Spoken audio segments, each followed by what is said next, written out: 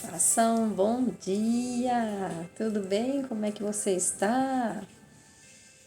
Hoje mais um dia maravilhoso que o Senhor fez para nós. Aqui tá chovendo, aí onde você tá também está? Dai graças a Deus, né, por essa chuva. Dai graças a Deus pela nossa vida. Dai graças a Deus pela nossa saúde, pela nossa família, por tudo de bom que Deus nos tem dado. Dai graças a Deus também por todo aquele momento que você esteja passando. Se não seja um momento muito alegre, que seja um momento de tristeza, que seja um momento de doença, dai graças a Deus. Porque nesse momento você está mais próximo dele, você está mais se comunicando com ele, para que ele possa mostrar para você tudo aquilo que você tem que fazer, tudo aquilo que nós temos, né, que fazer para nós melhorarmos, para nos conectarmos melhor com ele, para estarmos mais próximo dele. Tudo dai graças a Deus, mesmo nas doenças, no sofrimento, a exemplo de Jó, né? Que nós possamos estar cada vez mais perto dele, intimamente ligado a ele, e que nós não nos afastemos mesmo nas nossas tribulações. Porque segundo o Apocalipse, nós passaremos por tribulações, e nós passamos, né? A vida toda nós passamos por tribulações, mas essas tribulações faz o quê? Que nos aproximemos mais do nosso Deus e que nós sintamos a nossa necessidade da presença dele, porque ele é tudo na nossa vida, né? Ele que nos fez. Então, se nós estamos intimamente ligados com ele, nós poderemos vencer as tentações de uma forma bem, não digo fácil, mas de uma forma sustentável, né? De uma forma que a gente consiga permanecer em pé, que a gente consiga sair dos nossos desertos. Por quê? Porque nós temos ele conosco. Quando a gente quer fazer tudo na força de nosso braço, nós não conseguimos fazer. Deus faz pela gente, Deus faz. Nós precisamos estar intimamente ligados. Deus faz a parte que lhe cabe e nós fazemos a nossa parte. Porque se a gente também não fizer a nossa parte, não podemos esperar que Deus vai fazer, né? Deus já fez tudo que ele podia fazer para nós. O que nós podemos fazer agora é estarmos intimamente ligados com ele e dizer: Senhor, sozinho eu não consigo, eu já fiz a minha parte, agora eu espero que o Senhor, né? Não precisa nem esperar, né, que ele faça, mas nós temos que fazer a nossa parte, nós temos que nos mover. Vida é movimento e nós temos que nos mover. E hoje nós vamos continuar com o capítulo 18 da sabedoria. Estamos finalmente, né, terminando a sabedoria. Ela tem 19 capítulos e nós estamos no 18, verso 6 hoje. E aqui ele está falando um pouco daquilo que nós já vimos no capítulo 17. Em outras palavras, mas praticamente sim a mesma coisa. Então está falando da saída, né, do povo, da mão forte de Deus agindo quando ele quer libertar um povo, quando ele quer te libertar, né, das situações que você está vivendo. É aquilo que nós falamos agora há pouco na oração, né? Nós temos que confiar em Deus, fazer a nossa parte, confiar totalmente em Deus, que Ele faz a parte que lhe cabe, mas nós temos que fazer a nossa. Então eu vou ler alguns versículos aqui para a gente ir refletindo um pouquinho, né? Então aqui nós vimos, no versículo 5, nós vimos que Deus faz o quê? Deus faz a libertação do povo de Israel que estava no Egito através de um que tinha sido salvo pelas águas, né? Que foi Moisés. Aquele que parecia mais improvável, né? Um que sai da matança das crianças. Um que é salvo, né? Que Deus os separou. Veja, Deus os separou ele desde o nascimento. Então veja, os filhos de Deus são chamados a ser santos, a ser separados. Então Moisés é que foi lá libertar o povo que estava na opressão. Libertar. E Moisés foi libertando, gente, não só o povo da escravidão do Egito fisicamente, mas também internamente. Imagina para esse povo sair. Um povo que estava vivendo lá uma escravidão fazia quantos anos? Mais de 400 anos. E aí, para sair de lá, você teria que preparar esse povo psicologicamente também. Então Moisés teve uma dupla missão: libertar o povo da escravidão interna e da escravidão externa.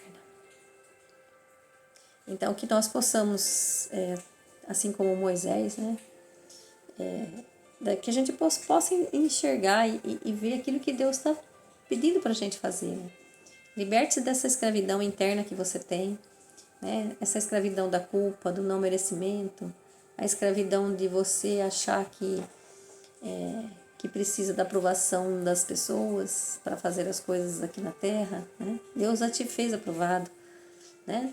Não precisamos de necessidade de aprovação, de perfeccionismo. Muitas vezes, o perfeccionismo, muitas vezes as pessoas pensam que é virtude, mas não é não. Perfeccionismo é coisa que não é de Deus. Porque você não precisa estar perfeito, as coisas não precisam estar perfeitas para você fazer as coisas, para você tomar decisões. Do jeito que está, você tem que sempre que aprimorar. Né? Tudo que você vai fazendo, você analisa e depois você faz melhor, né? Mas faça. Se você não fez tão bem na primeira vez, na segunda vez vai sair melhor, na terceira vez vai sair melhor ainda e assim vai. A nossa vida é assim. Né? Nós não nascemos andando, nem falando, nem correndo. Nós nascemos chorando e só mamando leite, né? E só líquido.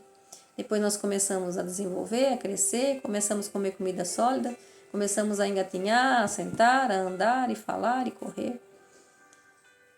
São as fases da nossa vida e assim a nossa vida inteira. Não é porque nós crescemos, né? Aprendemos a falar e crescemos que já estamos prontos. Não. Todo dia é dia de crescimento, todo dia é dia de mudança, todo dia é dia de transformação. Todos os dias de nossa vida. E cada dia que a gente faz uma coisa, aí depois a gente vê o que a gente fez e aí a gente corrige e na próxima faz melhor. E assim vai. Né? Por isso que a gente fala assim, nossa, mas eu não estou preparado para falar de Deus, eu não estou preparado para ler a Bíblia. Nunca você vai estar, se você não começar. Nunca você vai estar se você não começar. E aí, o entendimento, a sabedoria, ela vem com o quê? Com o conhecimento. Né? Com a prática. Com a prática daquilo que você aprendeu. Não adianta você ler e não colocar em prática, você vai fazer o quê? Você vai ter um cérebro obeso, mas a prática não vai te esvaziar de conhecimento e nem vai te deixar entrar mais novo conhecimento, porque você está tão cheio de conhecimento que não consegue entrar novo. Por quê? Porque você tem que transbordar na vida das pessoas. Então, vamos lá? No versículo 6, então, olha que interessante. Aquela noite já fora anunciada aos nossos antepassados. Olha, ele está voltando, porque aqui ele está falando lá. Esse livro foi escrito 50 anos antes de Jesus, né? Antes de Cristo. Então, eles já tinham anunciado. Essa história da saída do Egito, gente, era contada de geração em geração. Geração em geração. Então, olha, aquela noite já foi anunciado aos nossos antepassados para que tivesse ânimo, sabendo com certeza em que promessas haviam acreditado. Que promessa que você está acreditando? Promessa das mãos humanas? Creia na promessa de Deus, aquele que tudo sabe, aquele que tudo pode e aquele que tudo realiza na sua vida. Nós temos que buscar essa promessa, buscar através da palavra, do conhecimento, para que a gente possa herdar essa promessa, que é essa promessa da vida eterna que Ele nos prometeu. Ele não disse que seria fácil, Ele disse que nós passaríamos por tribulações, né? Jesus disse. Jesus veio confirmar. Mais de 400 promessas se cumpriu em Jesus. E nós temos a nossa promessa de que Deus voltará e levará os seus filhos com Ele. Então nós temos que fazer a nossa parte para que nós possamos, no final, olhar para Ele e Ele dissermos para nós: serva boa e fiel, servo bom e fiel. Então vamos lá. Teu povo esperava a salvação dos justos e a ruína dos inimigos. E de fato, enquanto punia os adversários, tu nos cobria de glória, chamando-nos para ti. Os filhos santos dos justos ofereciam sacrifícios às escondidas e de comum acordo estabeleceram esta lei divina. Os santos participariam solidariamente dos mesmos bens e perigos, e faria isso entoando os cantos dos antepassados. Olha que interessante aqui, né? Os filhos dos justos ofereciam sacrifício às escondidas. Por quê? Porque eles viviam num lugar onde tinha deuses que eles eram obrigados a cultuar os deuses egípcios. Então eles faziam às escondidas. Se você vê Daniel também, Daniel, né?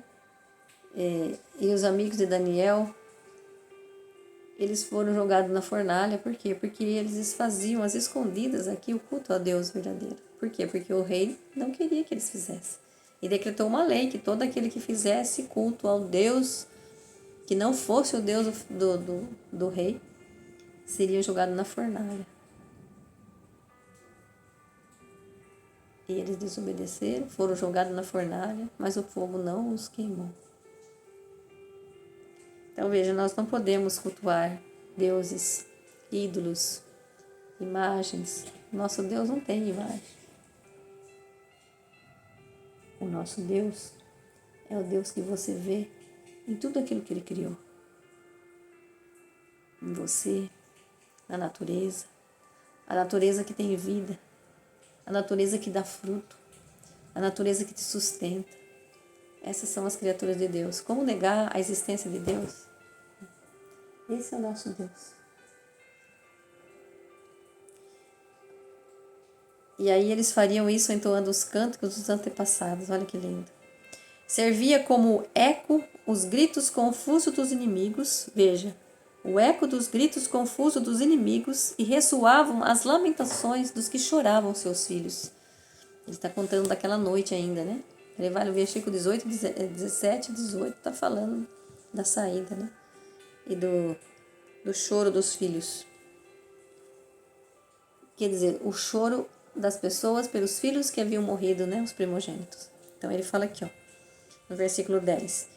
Serviam como eco os gritos confusos dos inimigos e ressoavam as lamentações dos que choravam seus filhos. Olha, o mesmo castigo atingiu o escravo, o patrão, o homem comum. Sofreu a mesma pena que o rei. Lembra que o filho do rei também morre, né? Todos tinham mortos sem conta. Olha, todos tinham mortos sem conta. Vítima do mesmo tipo de morte. E os vivos eram suficientes para enterrá-los. Num só instante morreu o melhor da geração deles. Num só instante morreu o melhor da geração dele. Aqueles que poderiam no futuro ser um novo Egito, né? Então, eles morrem. Morrem a esperança, né? Porque os filhos são a esperança de um futuro, de uma vida melhor, de uma vida mais, né? Da continuidade da vida, ou seja, estava ali praticamente estagnada, né? Um monte de crianças, adultos que haviam morrido. Então ele fala aqui, ó, todos tinham morte sem conta, vítima do mesmo tipo de morte, e os vivos era suficiente para enterrá-lo. Num só instante morreu o melhor da geração deles. Embora desacreditassem de tudo por causa da sua magia, ou seja, olha aí a crença no Deus errado. Creiam naqueles que faziam magia.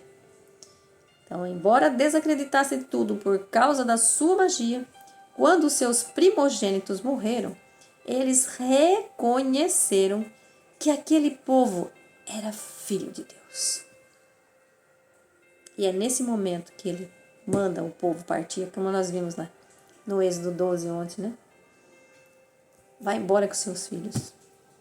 Sai com todos os seus animais. Sai com todos os seus pertences.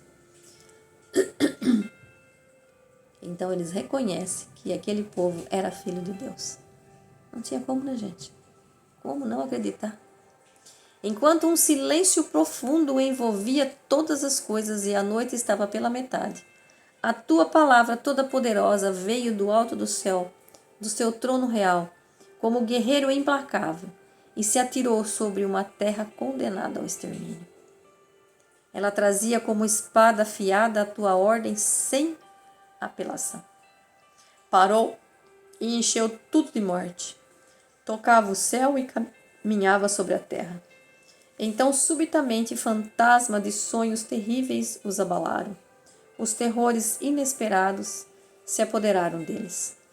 Caíam semi-mortos por toda parte, mostrando a causa da sua morte.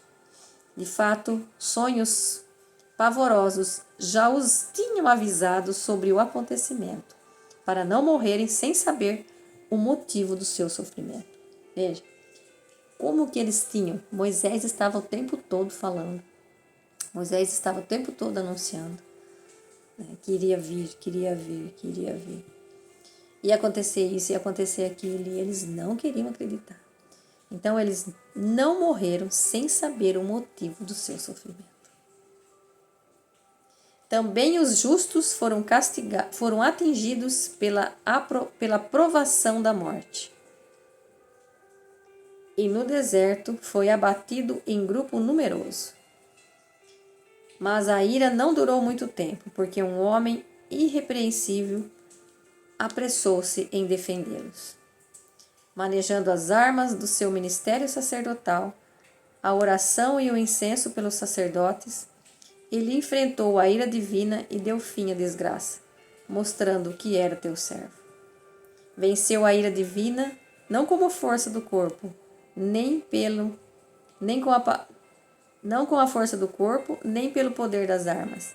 Ele venceu com a palavra, que aplacou aquele que castigava, recordando-lhe as promessas e as alianças feitas com os antepassados. Gente, aqui, esse trechinho que eu li, eu vou deixar para explicar ele no próximo vídeo, porque aqui está falando de Jesus. Também, olha aqui, também os justos foram atingidos pela provação da morte. E no deserto foi abatido um grupo numeroso. Aqui ele está falando do povo, né? Que o povo, quando saiu, foi para o deserto. Moisés teve muita dificuldade com esse povo.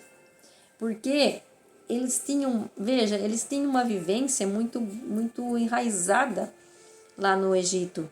Eles saíram do Egito, mas como eu já disse outras vezes, o Egito não saía dele, né? Eles ainda estavam pensando em voltar para trás. Por que você trouxe a gente para morrer aqui nesse deserto? Lá pelo menos nós comíamos batata, nós comíamos cebola, tinha carne, né?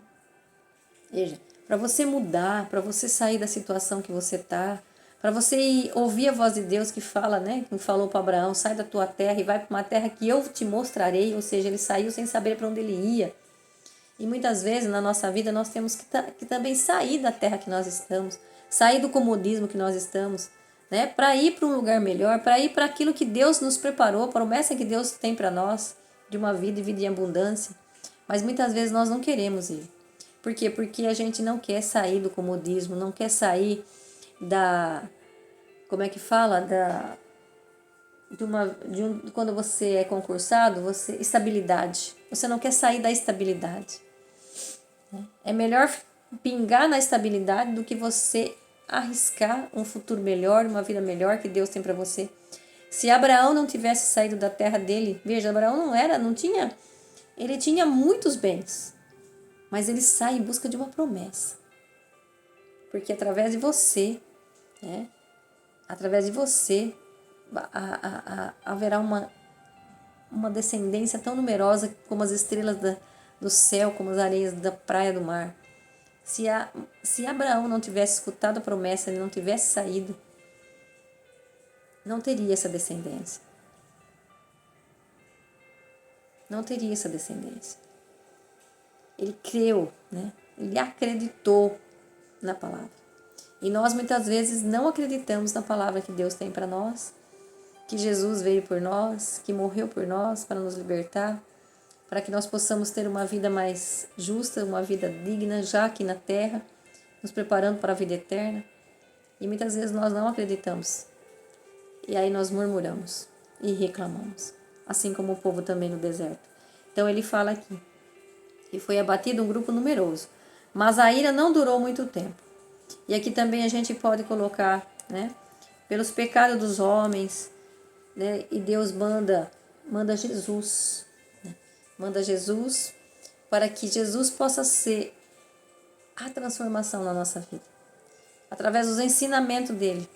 Veja, ele veio para cumprir a lei de Moisés. Antes era olho por olho, dente por dente, agora ame até os vossos inimigos. Olha a transformação, olha a mudança. Antes não, antes aquilo que se o teu irmão pecasse contra você, você também poderia fazer o mesmo contra ele. Se ele te cortasse um dedo, por exemplo, você poderia cortar o dedo dele também. Era olho por olho, dente por dente. E Jesus veio transformar essa lei numa lei mais justa, numa lei do amor. Então amanhã nós vamos continuar, né? Depois no outro vídeo, a gente vai falar um pouco mais do versículo 21 para frente, para a gente entender e como vocês vão ver que realmente está associado a Jesus, aquele que veio para mudar, para transformar. Porque Moisés, ele liberta um povo do Egito da escravidão. E aí Jesus vem libertar-nos da escravidão interna, libertar-nos de tudo aquilo que nos afasta de Deus, para sermos pessoas novas, transformadas pela renovação da nossa mente, né? Então aí Jesus vem para mostrar que Ele é a vida, que Ele é o caminho, a verdade e a vida. E aí nós vamos parando então por aqui hoje, para amanhã a gente continuarmos, né? E eu espero que hoje, um sábado maravilhoso, né? 4 horas da manhã, olha isso. Que Deus te dê um bom dia, que Deus te dê... Você está aí dormindo ainda, eu já estou falando aqui, né? Que Deus te dê um bom dia, que você hoje possa ver verdadeiramente e sentir verdadeiramente Deus em sua vida, né? Através da natureza. A hora que você acordar hoje, para olhar, né? Como Deus é bom, como Ele é maravilhoso e como Ele age nas nossas vidas. Por tudo que nós temos, por tudo que somos, não importa a situação que estamos, demos graças ao Senhor.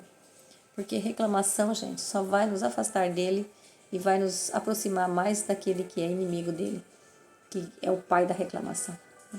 Então, que você possa ter um dia maravilhoso, naquele que nos criou, naquele que sabe tudo o que nós precisamos e naquele que nós devemos confiar a nossa vida.